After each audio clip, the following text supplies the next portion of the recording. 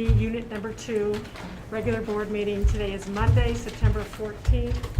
The time is 7:06. Roll call has been held. May I ask everyone to please stand for the Pledge of Allegiance. I pledge allegiance to the flag of the United States of America and to the republic for which it stands, one nation, under God, indivisible, with liberty and justice for all.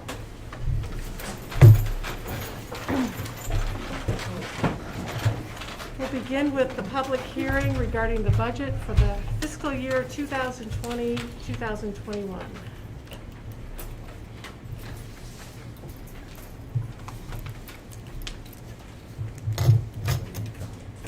Are there any comments?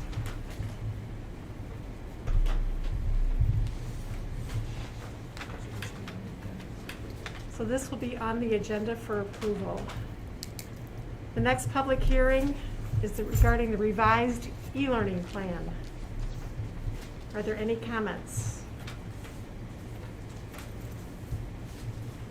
This too will be on the agenda for approval.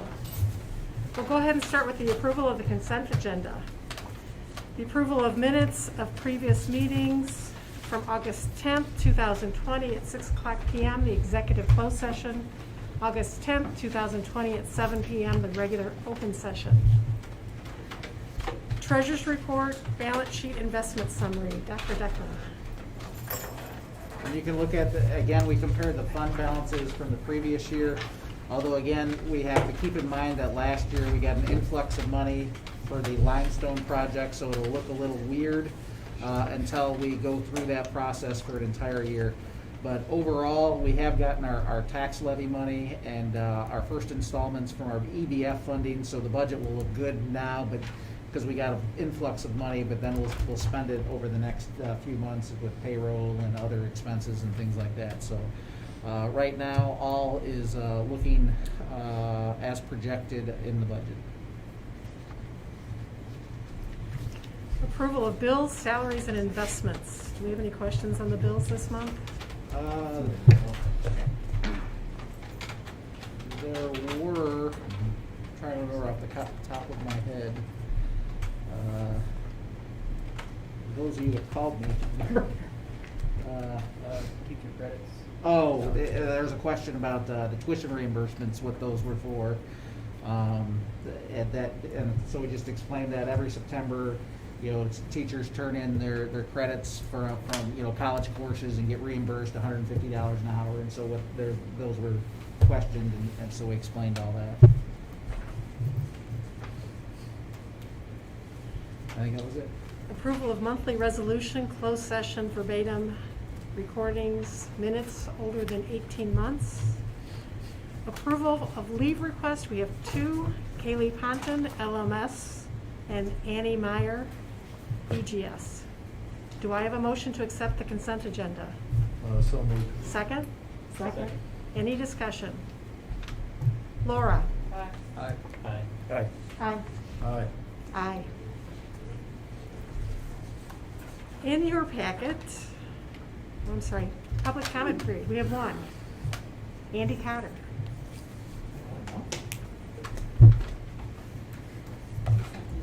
What's that? We sent emails Oh, that jeez. didn't go through, apparently. I sit here and do it, or I'll sit down a little bit. All right. First of all, I'd like to thank all of you for letting me speak here. My name is Andy Cotter. I know some of you, I'm a former student of the school district. I'm now a parent in the school district. But I come to you tonight as a husband of a teacher in the school district. While I do not speak for all teachers, my perspective is one of someone that sees every day the physical and mental strain, the exhaustion, and sometimes tears that the school year has brought on. Starting back in March, teachers became prepared for the possibility of starting a school year like no other. To what extent was not known until 2 weeks before the start of school. These teachers tirelessly crammed what normally would take a month into less than 2 weeks. While teachers had the normal daily stress of just basically being a teacher, They had that compounded with the stress of keeping these young kids safe and sending them home each day with the hope that they would see them again tomorrow. This is not a stress that leaves them the moment they walk out the door, from knowing this personally. This is something that stays with these teachers 24 hours a day. Every day has been a challenge. I see that in my wife's eyes and I hear it in her voice. But it is a challenge that all these teachers have accepted. When a teacher walks in the door, they have to block out all the outside noise. They can't concern themselves with personal feelings on the world around them. They can't worry or comment on today's article that was found and shared on the internet to back up someone's personal opinion. They can't worry about if masks work or if anyone really needs to social distance. They have to walk in that door and follow the guidelines that are in front of them, no questions asked. There are people out there that believe this is all stupid and they're over it and all that sort of stuff. But the teachers cannot do that. When they walk in that door, they have 20 to 23 faces staring at them saying, "Help me learn and please keep me safe." These teachers are mentally and physically exhausted. Asking them to do more at this time should not be an option, especially with the amount of issues that are still not resolved. Although they greatly deserve it, these teachers have never asked for anything for all their efforts from anyone. But now more than ever, they do need something from you guys. They need your appreciation. Not in the form of morning donuts or an article in the paper or comments on Facebook. They need your show of appreciation by just simply listening to them. Truly hear what they have to say directly from them. I hear the exhaustion in their voice and I see the tears in their eyes. This is a battle that is far from over, and we need to know that you have their backs. I'm not saying that you don't, but they need to hear it. By now, I'm sure that many of you heard a lot of the physical things that many of these teachers need to make this day work and these plans going forward. But please know that you just listening to them and having their backs is just as important. We will make it, all of us together will make it through this together. And when I say we, I mean the board, the faculty, and the parents. Thank you. Thank you very much.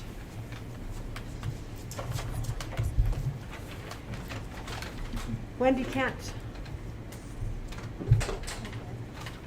My name's Wendy Kent.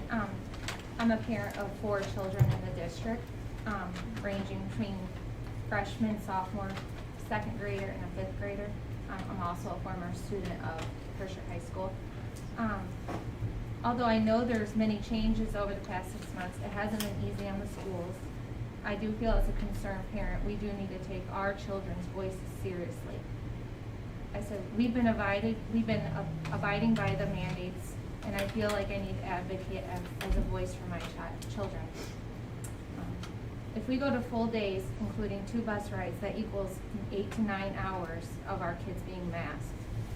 I think that's entirely too much to ask these children.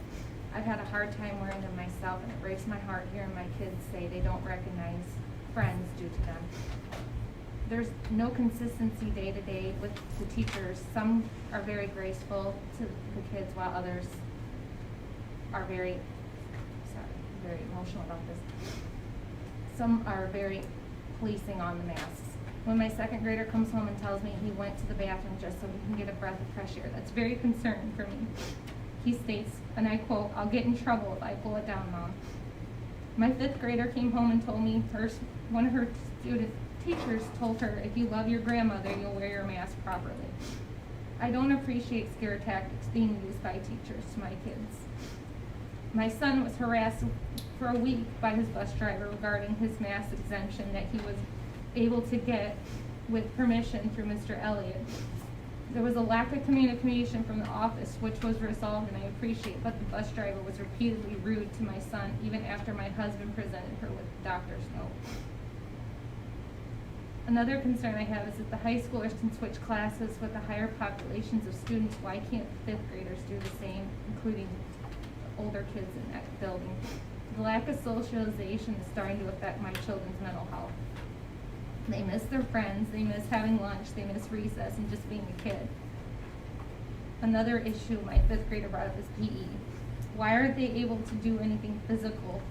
They're playing duck, duck, goose and rock, paper, scissors and not being able to just run and play. How long can we keep putting our children through these mandates? Social distancing, masks, 6 feet apart is not normal or natural for them to expect them to do this long term. It's not fair to either make them do e-learning either, because it didn't work for our family. And I know the teachers tried their best. I have 3 students who also have IEPs, and most didn't get the necessary help they needed. I know the teachers tried and worked tirelessly in the short time frame, but it just didn't work for our family. There has to be some compromise for these kids, as well as the teachers. Thank you. Thank you very much. Superintendent's report. Donations, grants, acknowledgements, still 0? Unfortunately, yes. Good news. Thank you to our principals for including some good news with some great pictures. I really appreciated that. Does anybody else want to say anything? If I could add one addition to mine, this was brought to my attention today that Limestone Park, the township, had a really nice post of for our students who came to help clean up the park. NHS members, cross-country members, and the middle school cross-country team and the high school cross-country team are going to get to run some home meets there because of it, and they kind of pointed that out, that our kids are welcome back anytime, and they really appreciated the help because there was so much storm damage and so many trees down on the course. And I even had people comment that those parents must be so proud because just great kids. So it was great for the district. Thank you. Report regarding KACC Greek.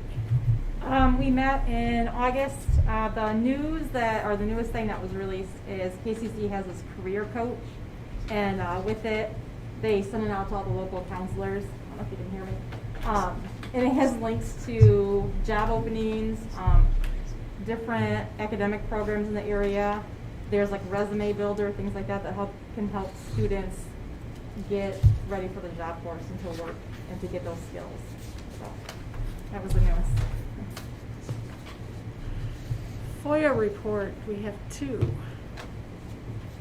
One from Ken DeLeon from Smart Procure. He requested specific information, including last and first names of employees, as well as their position, title, department, and business phone numbers, emails, and building addresses. Then a second one from Don Adams, Municipal and Scholastic Placements. He wanted a copy of our current package insurance policy issued to the school district, including our legal liability, casualty, and workman's comp coverage. 0 overnight trips. 6-day enrollment numbers. In your packet every year, we have, really for the last, since 1949, we've provided the district the 6-day enrollment numbers. And unfortunately, again, we're down overall district-wide around 54 students. It's we could do the math, but it's probably, just looking at it right here, it looks like it's about the 22nd year in a row that we've been down students. From a high, around 2,300, we're down to about 1,600, just below 1,600 this year. So we do have, in there we did break down the classes for you. One of I believe the largest class is at Limestone. Currently, the 6th graders is the largest class in the district at 144. But it's followed up by, unfortunately, 2nd, 3rd grade, and 4th grade are all really small classes, comparatively speaking, at around 103, 102, 106. And so those are the classes that are really drawing their enrollment down.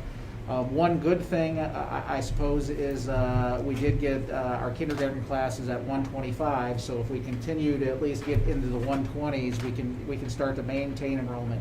Our high school will be the next school to see a shock as that class of 144 Oh, no, actually, the high school will go back up, and then over time will go back down. So the high school right now is at, is at a low point. They're at 479, which is the lowest we've been in a long time. Which if you're, you'll be able to tell by the athletics, we're falling a class, and that's why, if there's a positive out of this. But they will start to increase because our biggest classes in the district are 6th, 7th, and 8th grade. And so as they get into the high school, you'll see that. But then when they graduate, you'll see the dip again. It's just, ever nonstop. So anyway, any questions? Ted, can you give us the number on the teacher ratio for students in class for like the first 4 years? I think we did that in the past, and we committed to keeping that at a certain number, and I can't tell from this what it is. Yeah, I could probably give it to you. The principals could probably give it to you right now. Yeah, it's If you, whatever. I didn't hear, did you say Just teachers? the ratio of- Student How teacher many- ratios, like how many kids in each class for K through Right now, four? kindergarten and first grade are both right around 22 students per class. That's in-person and e-learning students per teacher. It's right around 22 this year. And Ours are 20 to 23 per class. All right. I thought we agreed back a long time ago that we were gonna keep those numbers down below that. I don't know. I mean, 24 is what I thought. Was it we did. 24? Yeah, that we wouldn't have any class above. Okay. We've tried it, K4, we tried to keep them all under 24. Okay. And if it got above that, then we'd hire another Okay, teacher. thanks. That was about 8 years ago. Yeah. It's been a while. Good memory. I'm just trying to remember. I Yeah. couldn't remember the exact Right. number. I just wanna make sure we committed we would do that, so. Yep. Procurement Committee update, Mr. Reuter and Mr. Daly. We had smart TVs or whatever they were approved, I guess you want to call it, instead of the smart boards. Yeah, and you'll start seeing them throughout the district. Ben is here somewhere, I think, there. So the idea, the smart boards are kind of getting old and aging, same with the projectors. And so the smart boards, they're about 10 years old approximately. I'm guessing on it because I don't have a date on it, but the projectors, I mean, they date back from like 2008, so they're 12 years old. The problem with the current technology is the projectors are getting dim. The manufacturers stopped, producing bulbs for them, so we're trying to find bulbs from third-party manufacturers, and they're expensive. I mean, some of these bulbs for replacing them, I mean, they're costing us $150 a pop for those. And not only that, with these older projectors, we constantly have problems with them, either overheating or even with the new third-party bulb in it, they're just not as bright as they used to be. So we're kind of looking at it, well, you could try to replace the projector, but then our smart boards are on the older 4x3 format. So in essence, you're trying to, replace probably both of them at the same time. So when I kind of evaluated smart over all our alternatives, I mean, a smart board will cost you a couple $1,000, a projector will cost you $1,000.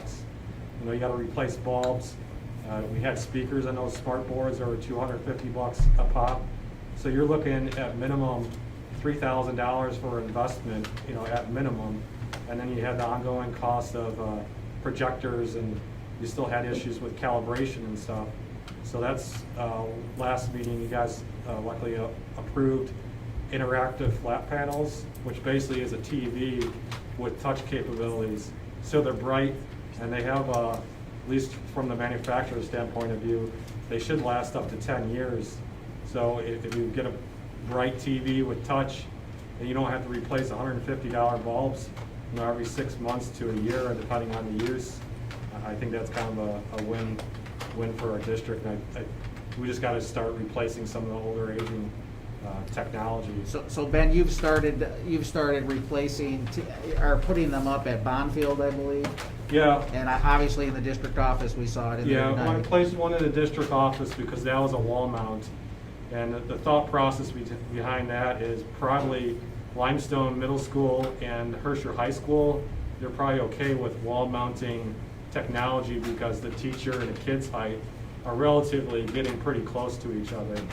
Now, Bonfield, I requested for motorized stands that could move up or down, just because the kids' heights I mean, especially at Bonfield, you're talking about kids about 3 feet tall, and then you got teachers, 5'5" or something like that. So given the ability to put them on a cart, solve 2 issues for me. One, it allows a kid to walk up there and touch the screen and actually get some little bit of interactivity to it.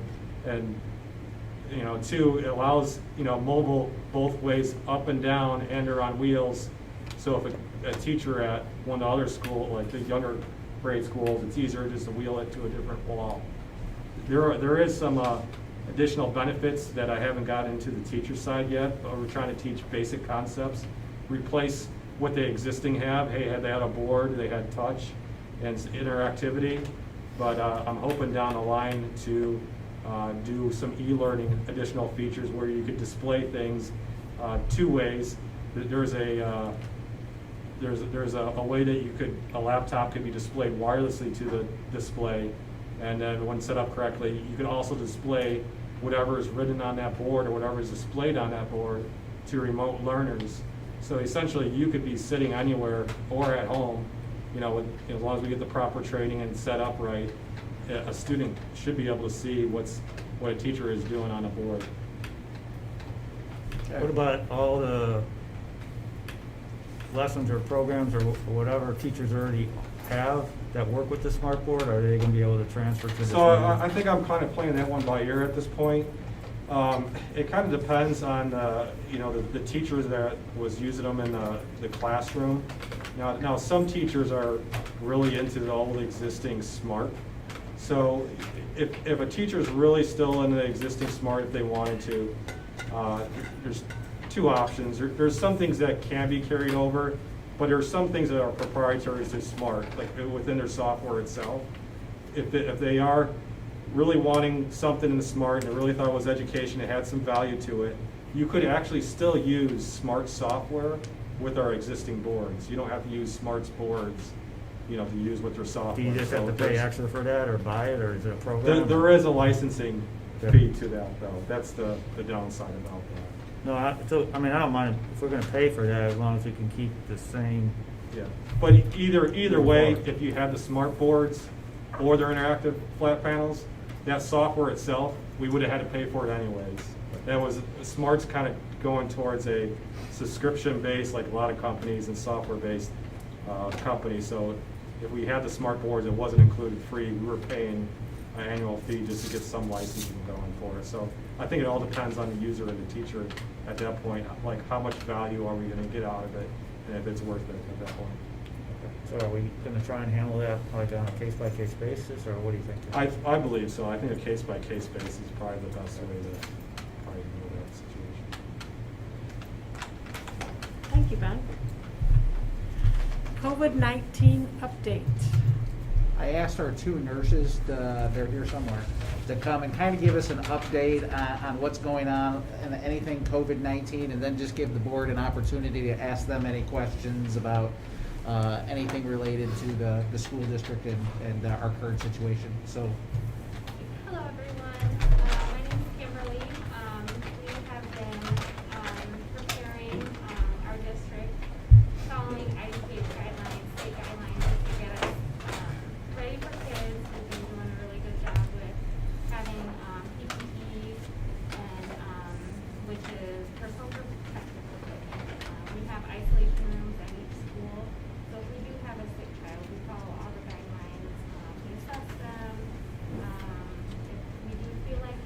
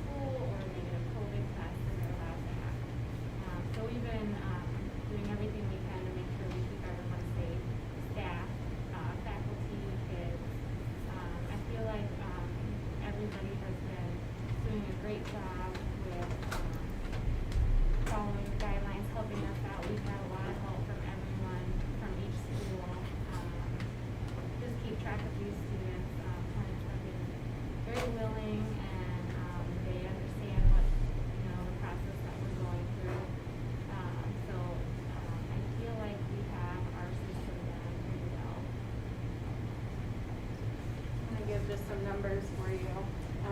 So since the start of this school year, so I didn't count any staff members or students that were positive going into the school year that were already in isolation. We just cut off with the start of the school year.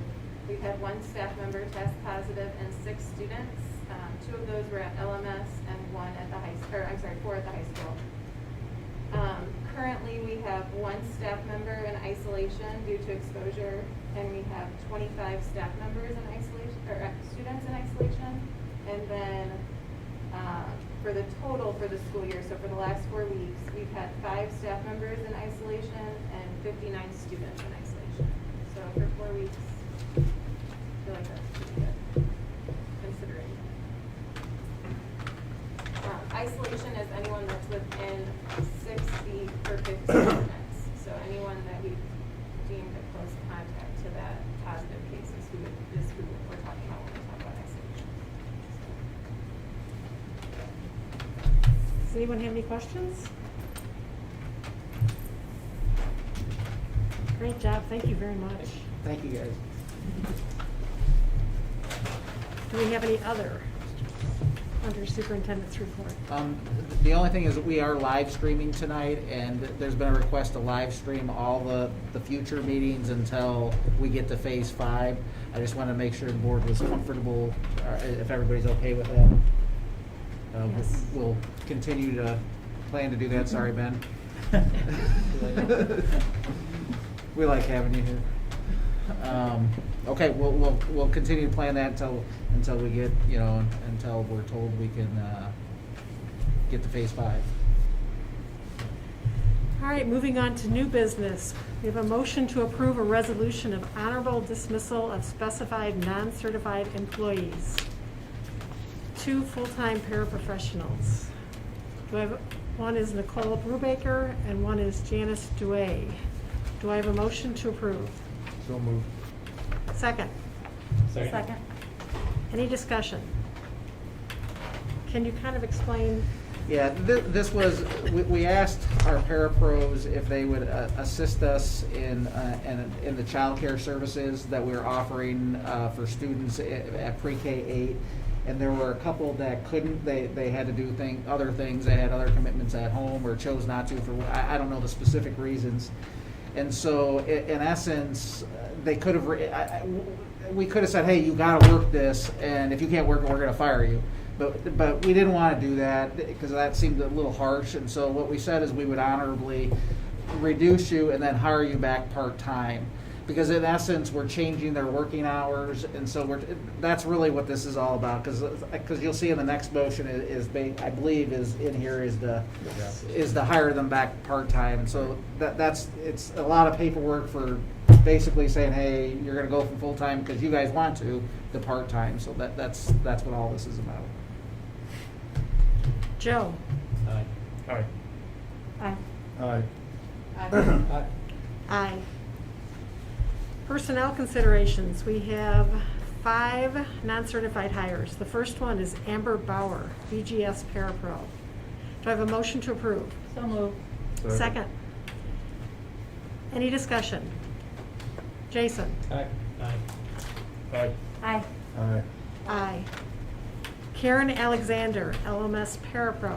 Do I have a motion to accept? So moved. Second. Second. Any discussion? These were both replacements as well for folks that had resigned. They're not new, it's not new hires or anything, it's just replacing folks that have left. Just want to clarify that. Pat? Aye. Aye. Aye. Aye. Aye. Aye. Aye. Nicole Brubaker, LMS Parapro, was released as full-time, will now be part-time. Do I have a motion to approve? So moved. Second. Second. Any discussion? Jackie? Aye. Aye. Aye. Aye. Aye. Aye. Aye. Janice Duay, BGS Parapro, once again was released as full-time and will now be part-time. Do I have a motion to accept? So moved. Second. Second. Any discussion? Dave? Aye. Aye. Aye. Aye. Aye. Aye. Aye. Annika Dida, BGS Bus Aid. Do I have a motion to approve? So moved. Second. Second. Any discussion? Laura? Aye. Aye. Aye. Aye. Aye. Aye. Aye. Motion to approve the budget for the 2020-21 fiscal year. Do I have a motion to accept? So moved. Second. Any discussion? Joe? Aye. Aye. Aye. Aye. Aye. Aye. Aye. Motion to approve the revised e-learning plan. Do I have a motion to approve? So moved. Second. Second. Any discussion? Can you explain what that is? Yeah, the one thing is that I wanted to mention with the e-learning plan is in reality, this is one of the changes that we're gonna see in education, that it's highly likely that as a result of this, that we won't take a snow day ever again. And so that's just one of the things that I think is gonna be a COVID-19 change.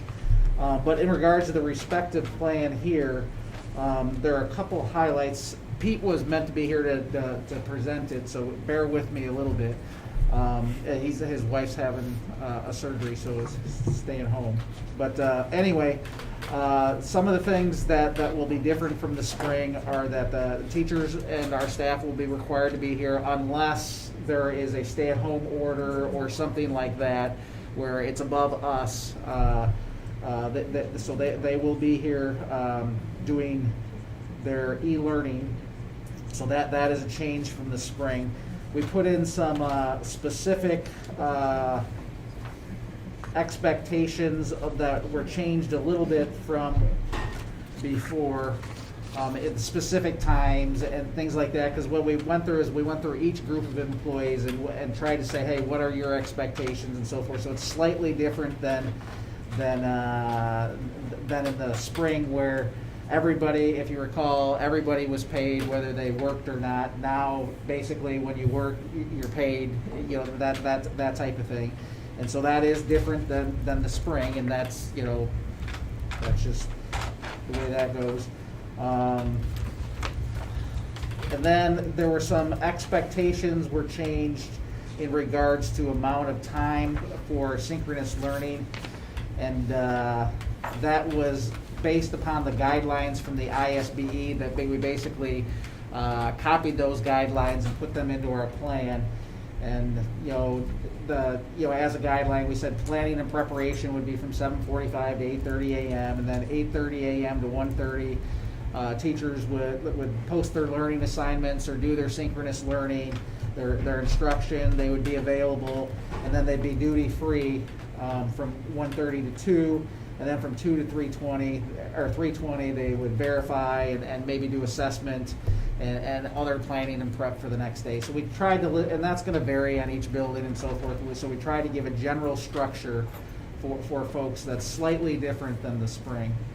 And then there's more details in here, but those were the major changes. Joe? Aye. Aye. Nay. Aye. Aye. Aye. In your packet is the first reading of the Press Plus 105. We have a motion to set a public hearing for waiving tuition for non-resident students of Herscher School District Number 2 employees for 7 p.m. on October 13th, 2020. Do I have a motion to approve? So moved. Second. Second. Any discussion? I just want to make mention, the board at the time, if this was a 5-year waiver, if you recall 5 years ago, is for the first time our district allowed students that were non-residents to come in, because we had never done that before in our district. And so this is getting the process to extend that waiver another 5 years, to allow students to tuition into our district. And we currently have, I know, at least one at the high school, at least one. And last year, I know we had at least 4. We had one family, I can't make this up, but sent us a check for $27,000 for their 3 students to come to Herscher. So I take pride in that folks want to come here even though they're not in our district and are willing to pay that much money to come here. So we do have students that are tuitioning every year. So anyway. Pat? Aye. Aye. Aye. Aye. Aye. Aye. A motion to approve the administrative salary report. Do I have a motion to approve? So moved. Second. Second. Any discussion? Jackie? Aye. Aye. Aye. Aye. Aye. Aye. Aye. Discussion and possible action regarding MOU with U2C2 reason coaching pay. I don't have anything, but, I mean, I want to credit as far as with sitting down with them and going through it, we were able to work everything out for the most part, so. Does anyone want to make a motion? I'd say we need a motion, right? If you- Mhm. I would say let's make a motion to accept the MOU as presented to the board. That work? Right.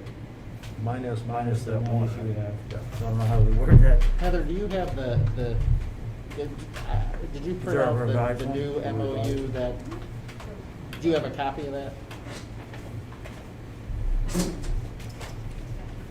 So it would be this MOU that she has here, which is just minus the one section regarding the dances. Dances. So you want a motion to approve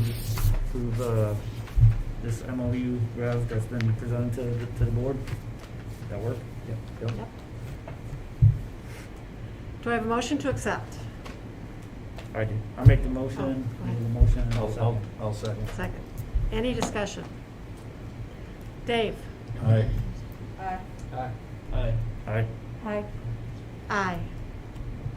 Motion to approve the lease purchase agreement pertaining to buses. Bid was awarded last month. Attached is the resolution they sent us that we need to approve. Do I have a motion to approve? So moved. Second. Any discussion? Laura? Aye. Aye. Aye. Aye. Aye. Aye.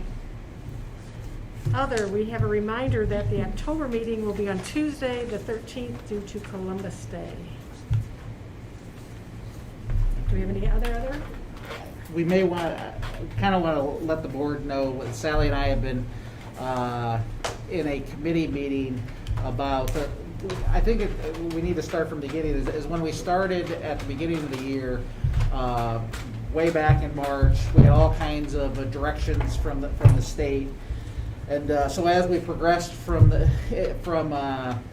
March, right around March 17th, St. Patrick's Day, we had all this unknown, and so we kept on waiting for guidance and so forth. Then on June 26th, we received our first guidance for the so-called final guidance on returning to school.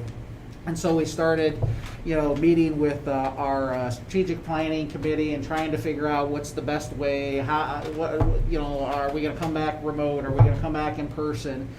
And so forth. And so we met several times with that committee and developed a plan. We announced it, and then a week or so later, if you recall, the state superintendent came out and said, remote learning is now mandated. Okay, and it is what it is. I mean, and so forth. So then we met again, and we adjusted our plan. We met with administrators. We met with our strategic planning committee, and we felt at that time, in light of all the complications and so forth that were going on, that to make a long story short, that we felt that let's get kids in school and let's go to approximately 11:45 a.m. because there are some questions and issues about fear about lunches and having kids in the heat for longer days, and there are a whole bunch of issues. I mean, we discussed this for hours and so forth. So we felt, hey, 11:45, we're going to at least, let's get them to school and see how it goes. And at that time, we were like, man, if we can just make it to Labor Day, we'll think we've done a great job, and so forth. Now, I think we have done a great job, and so. we moved on to now, let's go to the next step of this discussion and planning stages to, we're at a crossroads to, first, we had to make a plan to say, hey, if we have a massive COVID-19 outbreak and we have to close schools, we've got to fine-tune our e-learning, our remote learning plan, and so forth. So that was first and foremost, and that was what the board just, we just talked about and the board just approved, is we have to have a plan if we go to remote learning. And so that was the first focus of our committee is, hey, let's go through all the issues of this, let's hash this out, and let's get that back as quickly to the board, because that was the first thing we absolutely had to do so that we can get approval, and so we've got something in paper that we can share with faculty and everything about if that, tragically, if that comes to fruition and we have to do that. So that was the first step. Then the next step, we're saying, hey, at some point, whether it be next week, 10 weeks from now, next semester, or whatever, we want to go back to school at full days. And we want to extend the school day. I think all the folks in our committees and all the folks that I've talked to believe that having kids in the classroom longer is a good thing. Okay, and that we want kids in our classes, we want them with our teachers as long as possible. Now, we recognize there's a host of issues with doing that, and so as a committee, we started, our plan was, hey, and we had met first we talked about the e-learning, then we started talking about all different kinds of ideas that we could do, from A days, B days, A, C days. There was one proposal we were on for 9 days of full days and 1 day off. I mean, we talked about all kinds of different proposals and things like that.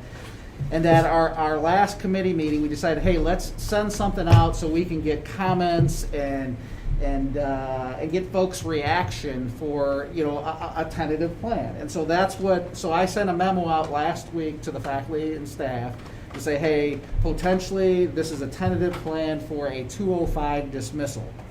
And so the plan was, and we did a survey. I forgot that part too. We did send out a survey to our faculty and staff to get, their comments and give them an opportunity to voice their opinions and so forth regarding this potential plan. Okay, and then the next step of this was, hey, let's get these comments, let's get all this information back, and we have meetings. And then the representatives, I forgot, from the committee, were to go back to the buildings and have building meetings to get specific questions regarding the plan and how that would affect, potentially that building. And so we can get those issues and try to hammer out those things at the next planning committee. And so that's where we're in the process. I know at least 2 buildings have met, and I don't know about the 3rd and 4th building, if they met today or meeting tomorrow and so forth. But the concept is they're going to meet with their faculty, bring back the issues to the committee, and then we're going to try to figure out, hey, what can we do? What do we need to do to get our kids in school longer, to give them an opportunity, to learn more and things like that. And that's really where we're at in this stage about extending the school day. And I don't know if I've missed anything. Sally's on the committee. I think there's some misinformation out there. I think this is a plan that this committee is working on. It's not a done deal. We want to do what's best for kids and for our parents. And so please, we all got several emails recently with assumptions, but please don't assume anything, because this committee was put together so that we can plan the best direction for this district. We can't do it like Mantino or Grant Park. We have to do it the Herscher way. And I respect the people on the committee, and I fully intend that we come back on Wednesday and continue to hammer things out. And the other thing we're seeing is we're getting responses and comments all over the place. And there's folks that are saying, hey, we have to extend the school day. There's folks that say, hey, you can't do that. I'm burdened. I can't take anything more. It is all over the place, and people are passionate about their decisions both ways. And so the board is going to have, at some point, is going to have a difficult decision on what to do. And so what we're trying to do is at least, give the board the committee's trying to get a plan to say, hey, we're going to try to solve as many of the issues that are being brought to us as possible. This is not easy, but the one thing I can assure you is we're looking at everybody. Every comment has been read, everything has been taken, and we have discussed and ad nauseum all these issues, and we're not taking any of it lightly. However, at some point, a decision will be made, and that'll be up to the board, or a recommendation, and then to the board will have to make a decision on what we do. And so basically that's where we're at. We're going to meet on Wednesday and hear the results and the feedback from those on the committee from their building meetings, and begin to work on what do we have to do to help folks out. Can I ask a quick question? Sure. The only thing, the Well, results of the we have survey. questions at the end. Can you Okay. hold your questions? I'll ask it at the end. Thank you. Okay, on to old business. A motion to approve the purchase of UPS battery backup units. This was pre-approved in June. Yeah, I could talk a little bit about that. The UPS units are, we get E-rate funding. Basically the E-rate funding basically is based off our enrollment and some other numbers, free or reduced lunch. The UPS units are battery backup units that serve battery backups in our network closet, just in case there's a power outage. It still provides power to, in some cases, Limestone and Bonnfield or Aircoms, but in all cases it provides a short amount of period of time for phones to still work and function. When I say short amount, it's probably about 20-30 minutes of time. After that, the battery is drained, and then we have to make the deciding factor. But it does provide, something, and just in case of emergency, provide some sort of backup for our phone service and intercoms if needed. Do I have a motion to approve? So moved. Second? Second. Any discussion? Jason? Aye. Aye. Aye. Aye. Aye. Aye. Any other? No, that's enough. Questions from the community on what You you've said heard, you did on what you've heard here tonight. What's that? On what you've heard here tonight. Oh, yeah. You said you had the survey. Will the results of that survey be made public, or at least made public to the faculty? It has been made to whoever has requested it. I've sent it to. I believe I can't remember who I've sent it to, but I'm sure I gave it to Kara. Yeah, you sent it to me. Oh, I've slept since I know several requested. I sent it to whoever wanted it. So there's no, so I didn't post it online and stuff, because some of it gets personal. Yep. And so I was kind of just anybody internally that wanted to see it. I just didn't know if it was private to the board. Yeah, no, it's all that, I've given it to whoever's requested it. Anything else? Even board members, I think. I have a Yes. question. Really quickly, I don't know if you guys are aware, we have been talking, many of us did email, and I was told that a lot of those emails are getting bounced back. Are you guys aware of that? I didn't know. We let them know. Yeah, I got a note. Okay, I got I a just note wanted to to make talk sure. to Ben about it. Okay. Can I ask, where were you sending it to? Was it just? Well, mine hasn't been bounced back yet, but I hear it's going to be. But can you tell me the email address? Yeah, it was the board at H, Okay. and then it took 24 hours. I just got the bounce back in about 2 hours ago. I clicked the link on the website. No, that's fine. So I don't- I just didn't know if it was individual or it was a group. And that was a group one. There is no option to do the individual. Yeah. It's just the board. Could I get a copy of the school enrollment Yes. information?